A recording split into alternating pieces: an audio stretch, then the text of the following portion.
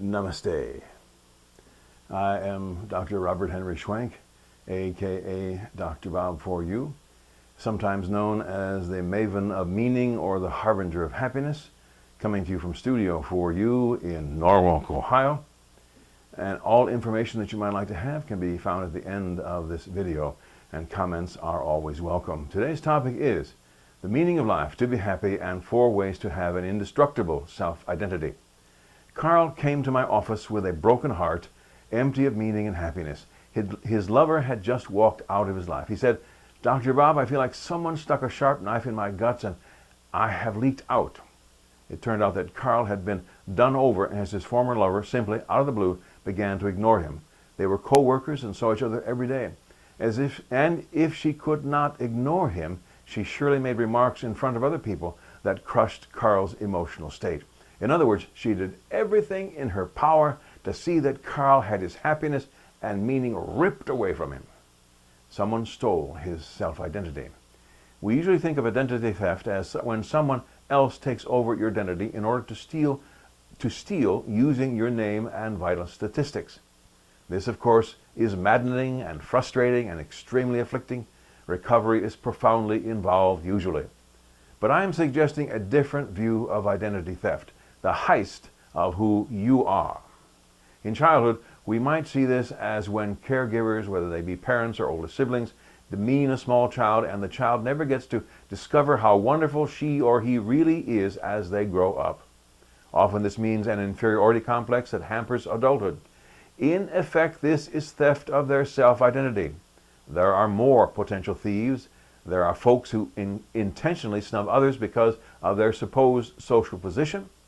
There are those who deliberately intimidate others for their own sadistic needs, even some who use character assassination as their weapon of choice. When any of these are happening to you, it is more difficult to maintain a steady center of happiness and meaning. Why? Because your very right to be happy and find meaning is called into question by these tactics. To maintain your solid center of happiness and meaning, you need to cultivate a place within yourself that produces such things as self-encouragement, self-regard, self-fulfillment, self-contentment. You need an identity that is indestructible. You need to build for yourself an identity that no one and no event can ruin. You need a personality that contains self-knowledge, encouragement, self-respect, and self-contentment. Carl and I looked at these 4 individually and collectively. You need first to understand who you are. By this I mean much more than your name. You need a sense of meaning in and for your life. You are a child of the universe.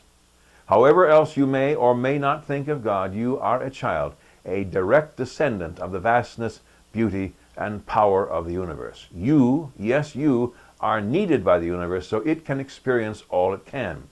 You are a special agent of the cosmos. No one can experience anything just like you do.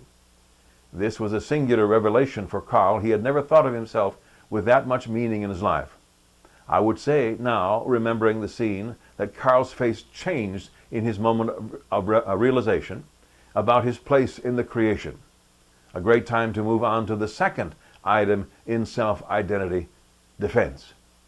Carl opened himself to his connection with the universe. From that acknowledgement, he knew he must love and respect himself, that love and respect did not depend on how anyone else saw him or what anyone else thought of him. Many will say that this is conceit. A healthy esteem and a deep affection for oneself is quite important. Conceit is excessive self-regard, that is a feeling about yourself that does not match with the facts in any way. Self-esteem, however, is like saying to yourself, I am needed by the universe.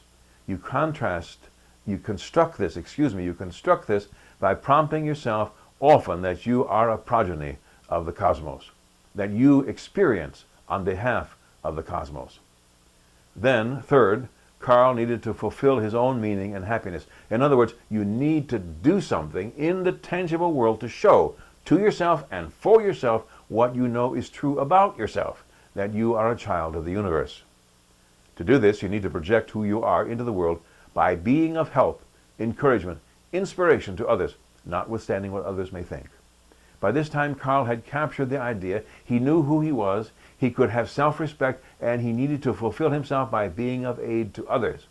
At this point, then, I introduce the fourth component of Carl's revised outlook on his life. Contentment is the fourth component, specifically self-contentment. All of us need to be able to look at ourselves in any particular single moment and be contented in that moment. This is living in the moment. Your history may be rough. You may eagerly look to the future to improve, but you must look at this moment and see yourself as complete. You have done your very best to get here. You will strive to get further tomorrow, but your moment is this one. You are perfect now. When you wish to have a safe identity with all the happiness and life meaning that it contains, number one, develop self-identity apart from others. Number two, foster self-respect within yourself. Number three, fulfill yourself and your identity by improving the condition of others. And four, content yourself in this moment. This has been Dr. Bob for you. All comments are welcomed. May you and all sentient beings know happiness and the root of happiness. Namaste.